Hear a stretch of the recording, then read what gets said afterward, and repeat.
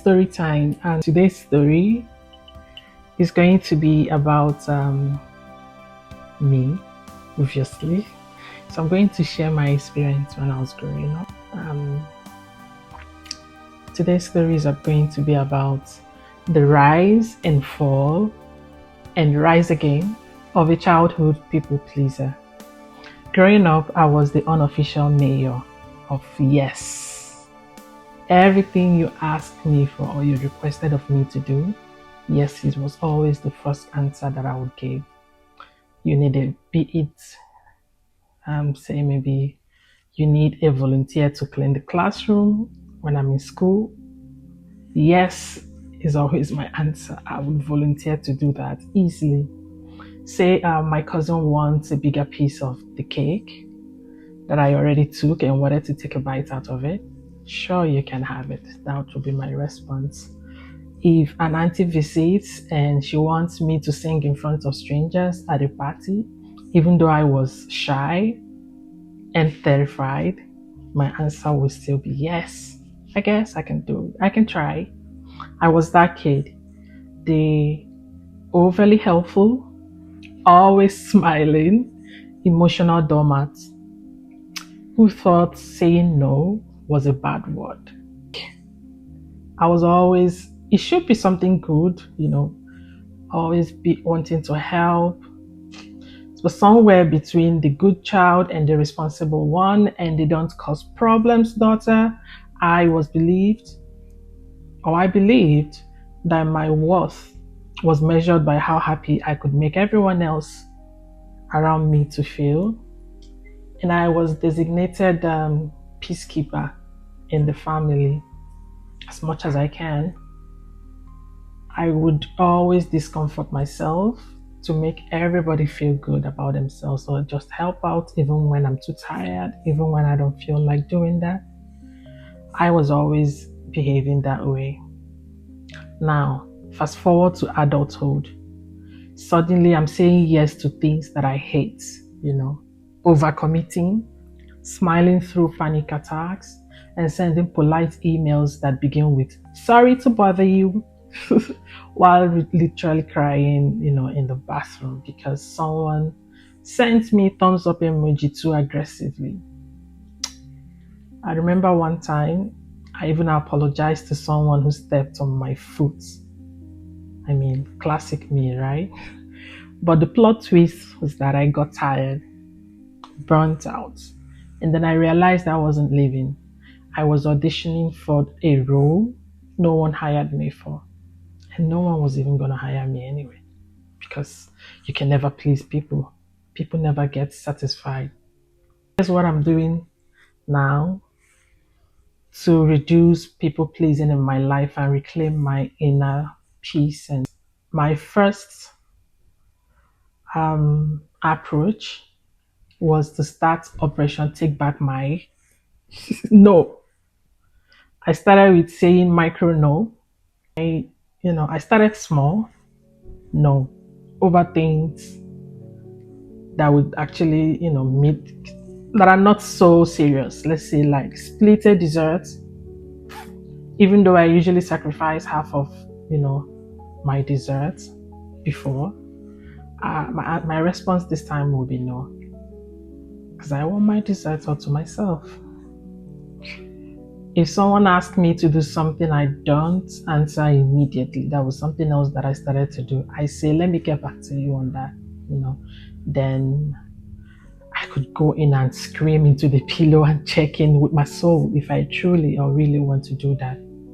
A trained professional can help you figure out that childhood approval addiction is not a personal trait.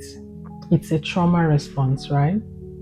So I had to go figure out myself. I started to do mirror pep talks to myself, like every morning I tell myself, you don't owe anyone peace to keep there. And then I started to surround myself with real people, friends who respect boundaries. I started to be around people that would understand, that just don't want to be my friend for whatever it is I could help them do or what they could benefit from me. They want to be my friend because They want to know me, they want to understand me, they want to be in my space, and they want me to be in their lives. And do I still sleep up? Yes, I do.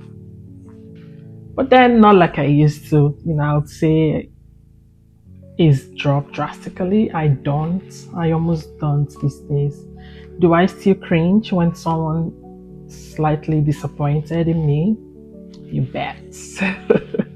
I still feel that way. But every time I say no, I don't really feel as guilty about it like I used to. I feel like I just won an invisible Oscar for the best performance, for myself. And yeah, that is how I'm helping myself. And it's part of my reason for sharing, my life journey with anyone that is watching or you guys. Most of the things that I've had to experience and endure in life is basically because of the fact that I would, so to say, let people walk all over me just because I want to keep the peace. But now, as much as your own peace is important to you or not, mine is. And I need to be able to sleep well at night and not to be analyzing or overthinking about incidents that happened a few hours ago that I felt or that I feel I could have handled, differently. Not a people pleaser anymore now. No, I'm not. And I'm not a pushover. I always remind myself this. Sometimes it's a struggle, for example, when it's things that have to do with family or friends that are really close to me. It's a little bit of battle, but I've learned to be able to remember to put myself first, you know, learning that peace tastes better than approval. They are two different things. So it's different thing to want to maintain peace, and it's another thing to want to be approved, to be liked, to be accepted by everybody. Is a struggle. And I know a lot of people struggle with that. And I also know that most people that have been able to, build themselves and be, stand their ground on what they want and what they don't want, what they could tolerate or not, it took them time. It could be a journey. For me, it's still a journey. I'm almost there. I'm not there yet. Yeah, but I'm just happy. So here's to more no's, less stress, and finally putting myself at the top of my to-do list. Yeah, I'm doing that for me. And it will be nice. If you are also someone that is struggling with people pleasing, don't be too hard on yourself. You can start from somewhere.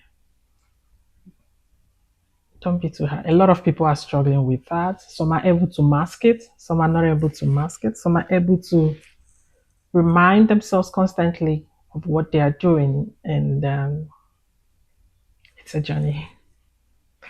It's a trauma response too. Everyone is struggling with one or two trauma, you know.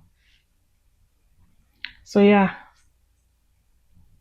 thank you for listening to my inner thoughts that finally made it out of my mouth. Thank you for your time. Bye.